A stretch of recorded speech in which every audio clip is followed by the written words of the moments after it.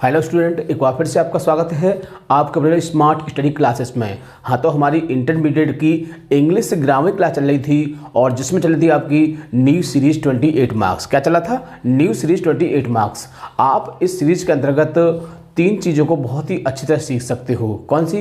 जिसमें पहला है आपका ट्रांसलेशन, दूसरा है ऐसे और तीसरा है अनसीन पैसेज। तो तीनों को मिला के होते हैं आपके 28 मार्क्स। इस समय चल रहा है आपका ट्रांसलेशन। ट्रांसलेशन में हम आपके काफ़ी पॉइंट, काफ़ी यूज को करा चुके हैं। सबसे पहले हमने आपको सेंटेंस के बारे में पढ़ाया, उसके बाद फिर हमने उसके टेंस को पढ़ाया। टेंस के बाद अब चलना है आपके यूजेस। तो यूजेस जब ख़त्म हो जाएंगे तो उसके बाद हम शुरू करेंगे कि स्टोरी किस तरह से बना सकते हैं, क्योंकि स्टोरी बहुत ही महत्वपूर्ण पार्ट है आपके इंटरमीडिएट इंग्लिश का। क्योंकि जब तक आप स्टोरी नहीं सीख पाओगे आप किसी भी क्वेश्चन को ठीक प्रकार से नहीं कर सकते हैं। क्योंकि जो भी क्वेश्चन करना है सब में क्या होता है, ट्रांसलेशन बहुत ही ज़रूरी है। मान लीजिए आप एक्सप्लेनेशन ले लीजिए, सेंटेंस ले लीजिए, या शॉर्ट क्वेश्चन, लॉन्ग क्वेश्चन, यानी कि जो भी कुछ आता है उसके लिए ट्रांसलेशन बहुत ज़रूरी है। इसलिए आपको इस पॉइंट को बड़े ठीक प्रकार से समझना है। और वैसे भी देखा जाए तो आपके एग्जाम में 10 मार्क्स की स्टोरी आती है, ये आपको पता ही है, ठीक है। इसलिए आपको जितने भी हम रूल लिखाते हैं उनको आपको बहुत ही अच्छी तरह से समझना है, ठीक है। तो ज़्यादा समय वेस्ट न करते हुए चलते हैं आपके टॉपिक की ओर। क्लास 12th इंग्लिश ग्रामर, यानी कि 12th क्लास की इंग्लिश ग्रामर की क्लास चल रही थी आपकी, और जिसमें चल रहा था आपका न्यू सीरीज 28 मार्क्स। क्या चल रहा था? New series 28 marks. तो इस समय आज के वीडियो में हम डिस्कस क्या करेंगे, स्टोरी के रूल, यानी कि 29 जिसमें है आपका यूज ऑफ किसका, डू, डज या फिर डिड, और 30 पर है आपका सो दैट, और फिर इसके बाद अबाउट और अबाउट टू। तो आज हम इन 3 पॉइंट को डिस्कस करेंगे। डेली हम इसके 3-4 पॉइंट इसको डिस्कस करते हैं ताकि आपकी समझ में ठीक प्रकार से आ सके। यदि हम चाहें तो इसके 1 या 2 वीडियो में सारे पॉइंट को क्लियर करा सकते थे, लेकिन इसमें आपको कुछ भी बेनिफिट नहीं होता। हमारा तो सिलेबस कंप्लीट हो जाता लेकिन आपको बेनिफिट नहीं होता। हमारा पर्पज़ है कि आपको बेनिफिट मिले, आपको लाभ मिले, यानी कि जिस पढ़ाई से कोई फ़ायदा ना हो वो बेकार है। इसलिए हम कम से कम आपको समझाते हैं, लेकिन ठीक प्रकार समझाते हैं ताकि आपकी समझ में कुछ आए और एग्ज़ाम में आप कुछ कर सकें, ठीक है ना। तो आज हम डिस्कस क्या करेंगे, आपका सबसे पहला है आपका ट्रांसलेशन है, जिसमें हिंदी टू इंग्लिश। क्या है? Hindi to English. तो सबसे पहला हम डिस्कस करेंगे आपका use of do, does, did. देखो वैसे तो आप जानते हैं कि डू, डज, डिड क्या है हमारी, ये हमारी एक HV है, ठीक है ना, HV है ना। क्योंकि आपने पढ़ा होगा प्रेजेंट इंडेफिनिट में डू, डज का प्रयोग करते हैं और पास्ट इंडेफिनिट में हम डिड का प्रयोग करते हैं। लेकिन यूज के हिसाब से इसका कुछ अलग ही मतलब होता है, क्योंकि एग्ज़ाम में जो स्टोरी आती है उसके लिए आपको बाउंडेशन नहीं है कि आप किसको पढ़ाएंगे, यानी किस वाक्य को उसमें दे सकते हैं। उसमें एग्जामिनर कोई भी सेंटेंस दे सकता है, उसके लिए कोई बाउंडेशन नहीं है कि टेंस ही आएगा या कुछ निश्चित यूज आएंगे, ऐसा कोई बाउंडेशन नहीं है। एग्ज़ाम में जो स्टोरी आती है उसमें किसी प्रकार का वाक्य आ सकता है। इसलिए हम आपको हर प्रकार के जो यूज़ हैं वो बताएंगे और फिर उसके बाद बताएंगे कि स्टोरी किस तरह से बना सकते हैं। तब आपकी समझ में आ जाएगा और आप किसी भी स्टोरी को बहुत ही आसानी से बना सकते हैं। देखो हमारी एक आपका अनसॉल्व पेपर का एक टॉपिक चल रहा है, उसमें देखो हमने एक स्टोरी बनवाई थी। आपकी समझ में थोड़ा कम आया होगा क्योंकि अभी हमने स्टोरी बनाना आपको सिखाया नहीं है, लेकिन यहाँ तक है थोड़ा बहुत समझ में आया होगा। जब आप धीरे धीरे सीखोगे तो पूरी तरह समझ में आ जाएगा। तो आपके ये 10 मार्क्स तो पक्के होंगे। इसके साथ साथ आपके और क्वेश्चन जो है उनमें भी निखार आ जाएगा, ठीक है ना। इसलिए आपको जो स्टोरी की वीडियो प्रोवाइड होती है उनको आपको डेली देखना है और उसको अच्छी तरह से समझना है, ठीक है ना, ताकि आपकी समझ में जब आ जाएगा तो आप बहुत ही आसानी से किसी भी वाक्य को बना सकते हैं। तो सबसे पहला पॉइंट है आपका डू, डज या फिर डिड। तो डू, डज और डिड का प्रयोग कब करते हैं, तो कह सकते हैं कि जब वाक्य के अंत में ता, ती, ते के बाद, पहले क्या आता है, ता, ती, ते के बाद तो है शब्द आए। क्या शब्द आए? तो है, यानी ता, ती, ते के बाद तो है शब्द आए तो हम सब्जेक्ट के अनुसार डू या डज का प्रयोग करते हैं। आगे डिड का प्रयोग कब करते हैं, तो कह सकते हैं कि ता, ती, ते के बाद तो था शब्द आए। क्या शब्द आए? तो था या तो थी, तो थे शब्द आए तो किसका प्रयोग करते हैं, तो फिर हम डिड का प्रयोग करते हैं और इनके साथ वर्ब की फर्स्ट फॉर्म आती है। ठीक है, तो समझ में आ गया होगा कि डू, डज और डिड का प्रयोग हम किस कंडीशन में करते हैं। थोड़ा इसको हम लिख के बता देते हैं ताकि आप उसे बाद में भी पढ़ सकें। थोड़ा हम नोट में लिखवाएंगे। देखो, तो कह सकते हैं कि जब वाक्य के अंत में ता, ती, ते के बाद तो है, ता, ती, ते के बाद तो है शब्द आए,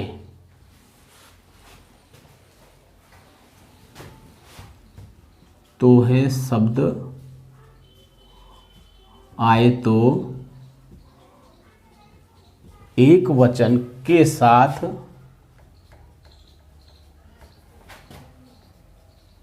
डज तथा बहुवचन के साथ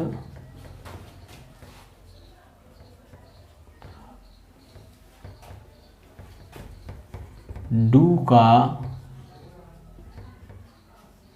प्रयोग करते हैं। तो बात समझ में आ गई होगी कि डू का प्रयोग कब करते हैं, डज का प्रयोग करते हैं कब करते हैं। ठीक है, यदि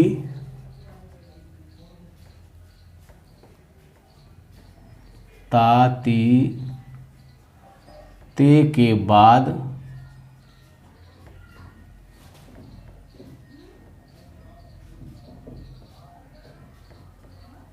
तो, थी या थे,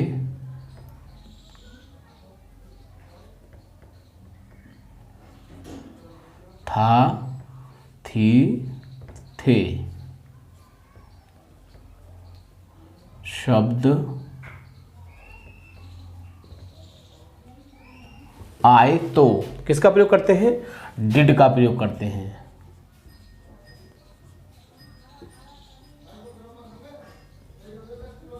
डिड का प्रयोग करते हैं। ठीक है ना, तो किसका प्रयोग करोगे, डिड का प्रयोग करते हैं। अब बात आती है कि इनके साथ, तो इनके साथ वर्ब की फर्स्ट फॉर्म का प्रयोग करते हैं, तथा इसके साथ वर्ब की फर्स्ट फॉर्म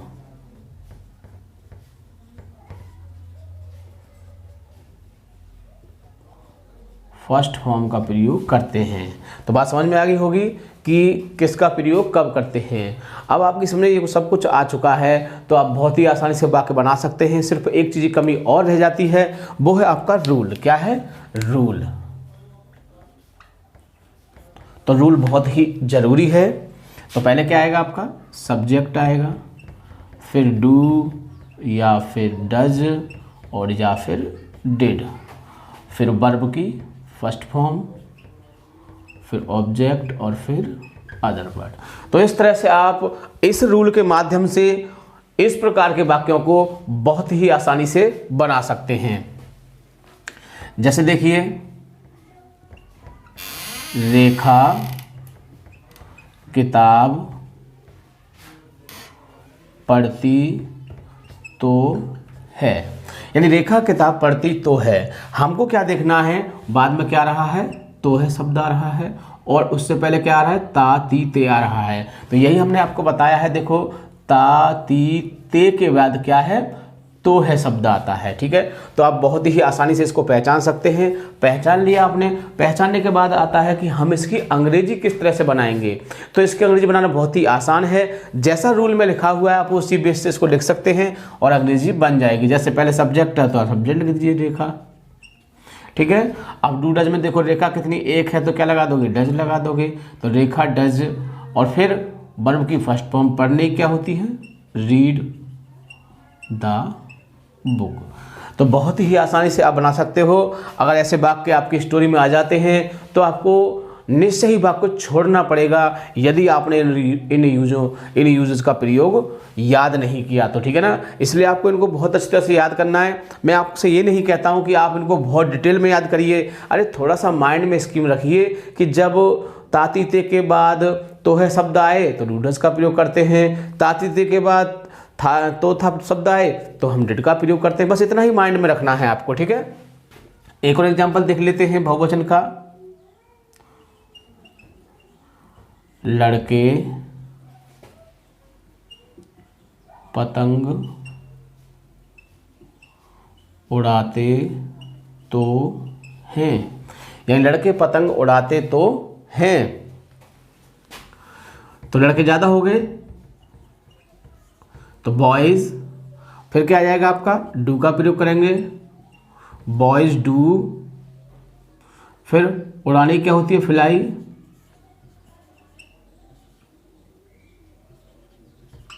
काइट, ठीक है। तो बहुत ही आसानी से इस प्रकार के वाक्यों को आप बना सकते हैं। और यदि नेगेटिव होता है तो क्या होगा, डू डज के बाद नॉट लगा देंगे, इंट्रोगेटिव है तो डू डज को शुरू में लगा देंगे। ये चीज़ तो आप पहले से जानते ही होंगे, इस चीज़ को हम बार बार रिवाइज नहीं करेंगे ताकि समय वेस्ट मनी वेस्ट, मेरा मतलब है कि समय खराब करना पैसे को खराब करना है, ठीक है ना। इसलिए और समय आपके पास बहुत ही कम है, यानी बहुत कुछ आपके पास सब्जेक्ट है याद करने के लिए, क्या क्या याद करें। डेली सारे सब्जेक्टों को पढ़ नहीं पाते होंगे क्योंकि कभी फिजिक्स, कभी केमिस्ट्री, कभी मैथ, कभी हिंदी, कभी इंग्लिश, बहुत सारे विषय होते हैं। इसलिए हम समय को कम से कम खर्च करते हैं ताकि आपके पढ़ने के लिए भी समय बच जाए, ठीक है। तो इस तरह से बहुवचन का इस तरह से बन जाएगा। अब बात आता है कि किसका डिड का प्रयोग भी हो जाए, ठीक है। तो कह सकते हैं कि हम चाय पीते तो थे, यानी हम चाय पीते तो थे। अब क्या दिखाई दे रहा है आपको, तातीते के बाद क्या आ रहा है, तो थे शब्द आ रहा है, ठीक है ना। तो थे शब्द आ रहा है, इस तरह से अब किसका प्रयोग होगा, डिड का प्रयोग होगा। तो बनाते हैं, देखो we did drink, we did drink the tea. अगर मैं इस वाक्य की हिंदी को छुपा लूं, यानी ये मान लीजिए कि इसमें हिंदी दी हुई नहीं है और ये आपके सामने वाक्य दिया हुआ है और आपसे कहा जाए कि पढ़िए, तो आप पढ़ोगे we did drink the tea. तो आपके दिमाग से सिर्फ आपके मुख से एक ही बात निकलेगी, सर ये तो गलत बना हुआ है, ये तो गलत बना हुआ है, क्योंकि डिड खाली कभी आता है, डिड के साथ तो फिर नॉट आना चाहिए तभी प्रयोग होगा, या फिर वर्ब की सेकंड फॉर्म आनी चाहिए। तो देखो कुछ सेंटेंस सुना होगा आपने, अपवाद, ये क्या है, उसका अपवाद है कि ऐसा नहीं हो सकता है लेकिन ऐसा हो सकता है, यानी कि डिड यहाँ पर आ चुका है और यहाँ वर्ब की फर्स्ट फॉर्म भी आ रही है। तो ये किसके साथ सही होगा, जब इसकी हिंदी दी होगी, और हिंदी को हटा लेंगे तो सेंटेंस आपका रॉन्ग हो जाएगा, ठीक है ना। तो इस तरह से अब आपकी समझ में आ चुका होगा कि डू डज डिड का प्रयोग कब करते हैं और किस तरह से करते हैं। अगला आता है पॉइंट आपका 30 है, use of so that. So that, अब हम कह सकते हैं कि सो दैट का प्रयोग कब करते हैं, तो जब दो वाक्यों के बीच में ताकि शब्द आ जाए, जब दो वाक्यों के बीच में ताकि शब्द आ जाए तो उसकी अंग्रेजी हम सो दैट लगाते हैं। क्या लगाते हैं, सो दैट लगाते हैं। और दूसरे वाक्य में सब्जेक्ट के बाद मे या फिर माइट का प्रयोग करते हैं। किसका प्रयोग करते हैं, मे या माइट का प्रयोग करते हैं। और इन वाक्यों के अंत में सका, सकी, सके आदि शब्द आते हैं, ठीक है। तो ये बात यदि आपके दिमाग में होगी तो आप सो दैट का प्रयोग भी बहुत आसानी से कर सकते हैं। तो इसमें भी कुछ थोड़ा लिख देते हैं नोट में ताकि आप उसे बाद में देख सकें या फिर याद कर सकें। तो कह सकते हैं कि जब दो वाक्यों के बीच में ताकि शब्द आए तो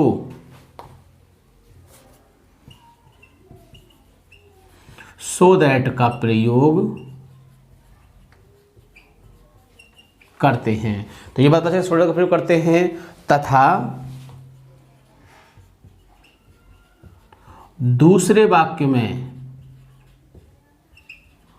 सब्जेक्ट के बाद मे या माइट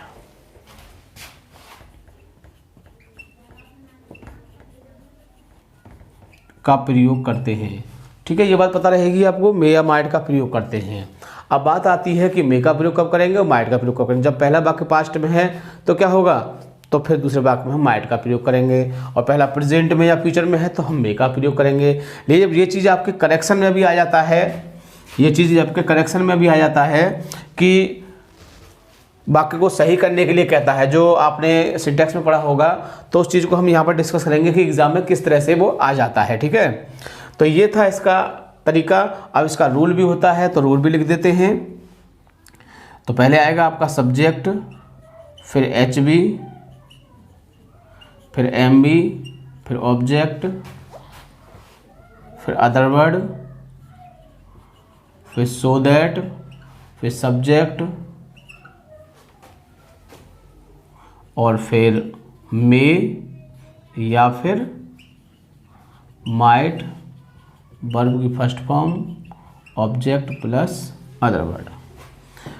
ठीक है, यदि आपको बनाने में कोई दिक्कत होती है तो आप इस रूल को याद कर सकते हैं, क्योंकि रूल के माध्यम से बहुत ही आसानी से वाक्य को बना सकते हैं। ठीक है, तो अब देखो इसका भी एग्जांपल देख लेते हैं। यानी कि हम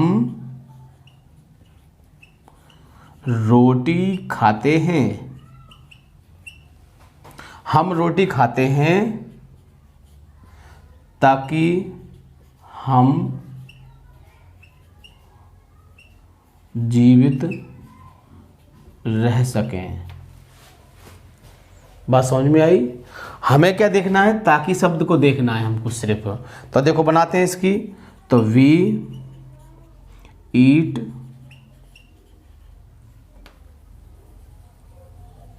द ब्रेड। ठीक है, रोटी कही है तो रोटी की अगर लिखेंगे, और यदि हम यहाँ खाना कहते हैं तो खाना लिखते हैं, फूड लिखते हैं। ठीक है, तो वी ईट ब्रेड, हम रोटी खाते हैं, ताकि के लिए क्या लगाओगे, सो दैट लगा देते हैं, so that we may live. अब देखो हमने यहाँ पर किसका प्रयोग किया है, मे का प्रयोग किया है। बात समझ में आई नहीं आ रही? लेकिन जब सिंटेक्स में आपको इस टेंस को देगा तो यहाँ पर मे की जगह वो क्या दे देगा, आपको कैन देगा। यहां पर कैन दे देगा आपके लिए, क्या देगा, वो कैन दे देगा, और आपसे कहेगा करेक्ट द सेंटेंस। तब आप देखोगे कि कैसे क्या है गलती, तो उसमें देखोगे अगर आपने देख लिया कि यहाँ सो दैट आ रहा है, क्या आ रहा है, सो दैट आ रहा है, तो सो दैट के बाद जब अगली एच बी आती है, यानी सो दैट में सब्जेक्ट के बाद जब हम लगाते हैं तो किसका प्रयोग करते हैं, मे का प्रयोग करते हैं। किसका प्रयोग करते हैं, मे का प्रयोग करते हैं। और इसमें क्या दिया हुआ है, इसमें कैन दिया हुआ है, तो आप समझ जाओगे ना। तो आप क्या करोगे, इस कैन को काट दोगे और यहाँ पर मे लगा दोगे, आपका एक नंबर बिल्कुल करेक्ट हो जाएगा, बिल्कुल सही हो जाएगा, कोई काट इसको नहीं सकेगा। ठीक है, तो अक्सर ऐसे वाक्य भी एग्जाम में आ जाते हैं। ठीक है, तो समझ में आ गया होगा कि हम सो दैट का प्रयोग कब करते हैं और किस तरह से करते हैं, और इससे आपको एक नंबर की आपकी सिंटैक्स में भी आपको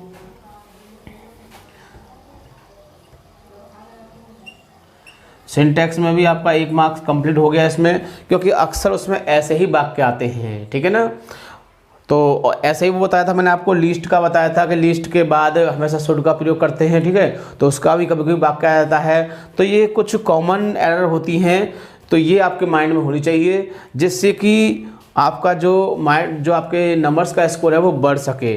क्योंकि नंबर्स का स्कोर जो होता है वो ग्रामर से ही बढ़ता है, जो आपका रिटन अथॉरिटी का पेपर उससे नहीं होता है। उसमें तो आपके सीमित नंबर ही आते हैं। कहें कि आपका एक्सप्लेशन 10 नंबर कहेगा, 10 नंबर मिलेंगे, नहीं मिलेंगे। कितना भी अच्छा लिख देना, आप बुक का उठा के रख देना, उसमें जैसा बुक में दिया है वैसा रख देना, फिर भी आपको पूरे मार्क्स नहीं देगा वो। 1, 2, 3 नंबर कट कर लेता है। लेकिन ग्रामर एक ऐसा पोर्शन होता है जिसमें नंबर बहुत ही कम काटे जाते हैं। आपको बताएं, सिर्फ एक ऐसे को छोड़कर, सिर्फ एक ऐसे में ही नंबर कट होते हैं। बाकी कोई भी ऐसा क्वेश्चन नहीं है जिसमें इंटरमीडिएट ग्रामर में नंबर काटे जाएं, ऐसे को छोड़कर। इसलिए आपको बाकी जो बचता है ऐसे को छोड़ के मान लो करीब आपका 38 मार्क्स का बचता है, तो 38 में से कम 35 नंबर आ जाते हैं तो स्कोर बहुत ही बढ़िया हो जाता है। ठीक है, तो ये समझ चुके होंगे कि हम सो दैट का प्रयोग कब करते हैं, और पहले हम बताया कि डू डज डेट का प्रयोग कब करते हैं। दोनों बातें क्लियर हो चुकी हैं। चाहो तो आप इसका स्क्रीनशॉट ले सकते हो क्योंकि मैं इसको रफ करने वाला हूँ। ठीक है, आपका एक यूज और रह गया है। वैसे तो आपके इसमें 2 यूज हैं, लेकिन हम चाहते हैं कि आपका सिलेबस जल्दी से जल्दी पूरा हो जाए, क्योंकि पूरा होने के बाद रिवीजन भी कराना है, क्योंकि पढ़ाई से कभी परीक्षा नहीं दी जाती। आप कहें कि हम पूरा कोर्स पढ़ा दें और हमारे पढ़ाने के बाद आप एग्ज़ाम में लिख दोगे, ऐसा पॉसिबल नहीं है, क्योंकि जब तक रिवीजन नहीं होगा आप कुछ भी याद नहीं करोगे। ये हमको अच्छी तरह से पता है, क्योंकि रिवीजन बहुत ही ज़रूरी है, और जब रिवीजन होगा तभी तो याद होगा आपको सब कुछ। बिना रिवीजन के कोई याद नहीं करता है, क्योंकि जब हमने नहीं किया तो तुम कैसे कर लोगे। ठीक है, क्योंकि रिवीजन जो होगा जिसमें हम आपको टॉपिक देंगे, और वो टॉपिक आपको हर हालत में पढ़ के आना पड़ेगा, रट के आना पड़ेगा, कुछ भी करना पड़े उसे आपको कंप्लीट करके आना पड़ेगा, तभी तो हम उसको यहाँ समझाएंगे। और जब तुम पढ़ के आओगे तो यहाँ जब समझाएंगे तो वो आपकी समझ में बहुत अच्छी तरह से बैठ जाएगा, और आप एग्ज़ाम में जाओगे और फटाफट उसको लिख दोगे। ठीक है, इसलिए रिवीजन बहुत ज़रूरी है। तो रिवीजन हम आपका ज़रूर कराएंगे, इसलिए हम चाहते हैं कि जल्दी से जल्दी आपका जो सिलेबस है वो ख़त्म हो जाए और फिर हम रिवीजन शुरू कर दें। एक रिवीजन आपका हमने शुरू कर दिया है अनसॉल्व पेपर के माध्यम से, और दूसरा जब होगा जब आपका ये सिलेबस पूरा हो जाएगा। ठीक है, तो एक और यूज रह गया है, उसको भी देख लेते हैं। यूज है आपका यूज ऑफ अबाउट, और फिर इसमें दूसरा है अबाउट टू। ठीक है, 2 यूज को एक बार में करा रहे हैं, ध्यान से समझिए। ठीक है, अब आता है अबाउट। अबाउट का प्रयोग कब करते हैं, तो जैसे हम आपको बताते हैं, पहले हम आपको बताते हैं बाय फेस, फिर हम लिख के बताते हैं। कैसे याद नहीं होगा, एक बार नहीं, दूसरी बार नहीं, तीसरी बार याद हो जाता है। बिल्कुल परेशान नहीं होना है, जैसे मैं बोलता हूँ कुछ समय बाद ऐसे ही आप बोलोगे। ठीक है, बस आप पढ़ते रहिए, समझते रहिए और याद करते रहिए। तो क्या बताया हमने आपको, अबाउट और अबाउट टू। तो अबाउट का प्रयोग करते हैं, कह सकते हैं कि जब वाक्य में लगभग या बारे में शब्द आए, जब वाक्य में लगभग या बारे में शब्द आए तो किसका प्रयोग करते हैं, अबाउट का प्रयोग करते हैं। और कह सकते हैं कि जब वाक्य में बाला बाली वाले शब्द आए तो अबाउट टू का प्रयोग करते हैं। ठीक है, 2 बातें हैं, और हमने दोनों को एक साथ क्यों लिया, क्योंकि जब कोई चीज़ कंपैरिजन में आती है तो वो आसानी से याद हो जाती है। अगर हम पहले अबाउट कराते फिर अबाउट टू कराते तो आपका कंपैरिजन नहीं होता, लेकिन यहाँ कंपैरिजन हो जाएगा तो आपको बात पता भी रहेगी। जैसे कि अबाउट का प्रयोग लगभग या बारे में शब्द आए, अबाउट टू का प्रयोग जब वाक्य में बाला वाली आए। ठीक है, तो दोनों बातें समझ में आगे अलग हो गई, तो आप इस तरह से दोनों का यूज कर सकते हैं। ठीक है, तो इसके बारे में थोड़ा लिख देते हैं ताकि आपको बाद में भी आप उसे पढ़ सकें और देख सकें। ठीक है, तो क्या है, कह सकते हैं कि जब वाक्य में लगभग या बारे में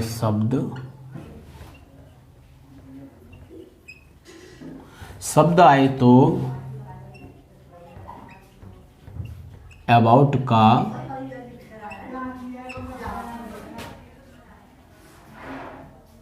प्रयोग किसका प्रयोग करते हैं, अबाउट का प्रयोग करते हैं यदि वाला वाली वाले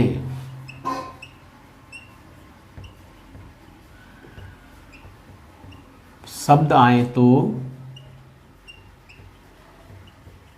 अबाउट टू का प्रयोग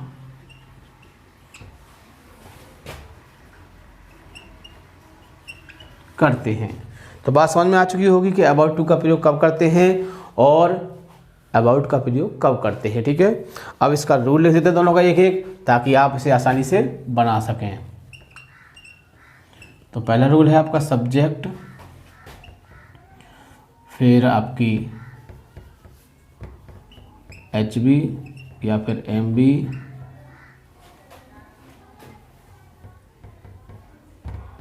फिर अबाउट, फिर ऑब्जेक्ट और फिर अदर वर्ड। दूसरा रूल हमें अबाउट टू का लिखवा देते हैं, तो पहले सब्जेक्ट, फिर HB, फिर about to, object plus other word. ठीक है, इस तरह से हमने आपको दोनों रूल लिखवा दिए हैं जिससे कि आप दोनों को समझ सकें और दोनों के वाक्यों को बना सकें। ठीक है, बिल्कुल भी आपको दिक्कत नहीं होगी। तो पहले इसका वाक्य देखते हैं। कह सकते हैं कि लगभग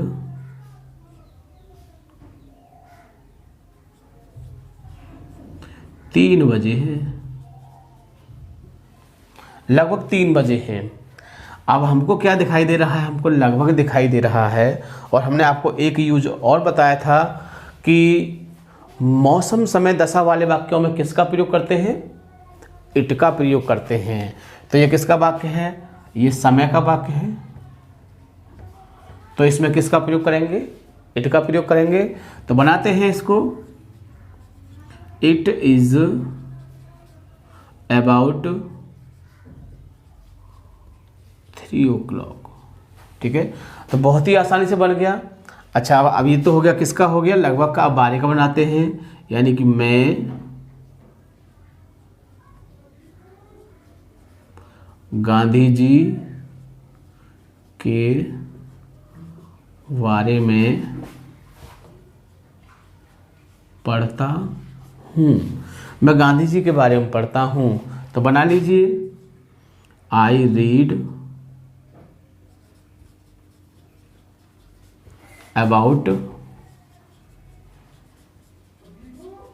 गांधी जी।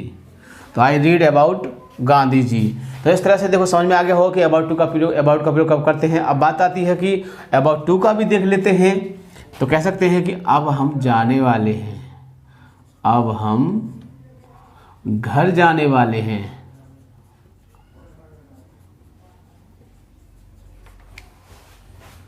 अब हम घर जाने वाले हैं, क्योंकि आपके 3 टॉपिक थे, तीनों को हमने क्लियर कर दिया। तो क्या होगा? अब हम घर जाने वाले हैं। ठीक है, अब हम घर जाने वाले हैं। ये मत सोचना कि हम घर जाने वाले हैं, ये हमने आपके लिए सेंटेंस लिखा है। अब इसको बनाएंगे। देखिए, अब शब्द क्या है आपका? अदर वर्ड है। तो इसको हम या तो शुरू में लगाएं या फिर बाद में लगाएं, कहीं भी लगा सकते हैं, आप स्वतंत्र हैं इसके लिए। तो क्या है? हम। तो हम की क्या होगी? वी। अब है हूँ आ रहा है, कोई टेंस भी नहीं है। तो क्या कह सकते हैं? इसको हम सिंपल प्रेजेंट मान सकते हैं ना। और सिंपल प्रेजेंट में किसका प्रयोग करते हैं? इज आर एम का प्रयोग करते हैं, ये आपको पता होगा। यानी वैसे ही देखा जाए नॉर्मली तो इसमें है आ रहा है। क्या आ रहा है? और है आ रहा है, कोई टेंस नहीं है। तो क्या होता है? इज आर और एम का प्रयोग करते हैं। सिंगुलर के लिए इज लगाते हैं और बहुवचन में ये लगाते हैं और आई के साथ ये लगाते हैं। अब देखा जाए हम बहुवचन है तो किसका प्रयोग करेंगे? आर। तो वी आर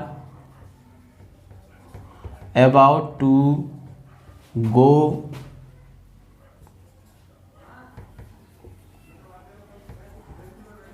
the house। कब जाने वाले हैं? अब। तो अब की नाव लगा दीजिए।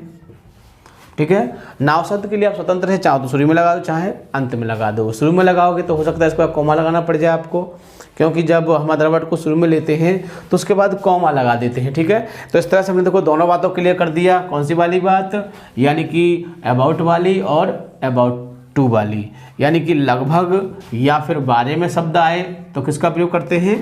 अबाउट का प्रयोग करते हैं हम। और बाला वाली बाले शब्द आए तो किसका प्रयोग करते हैं? अबाउट टू का प्रयोग करते हैं। तो इस तरह से आपके तीनों चीज़ों को हमने कंप्लीट करा दिया।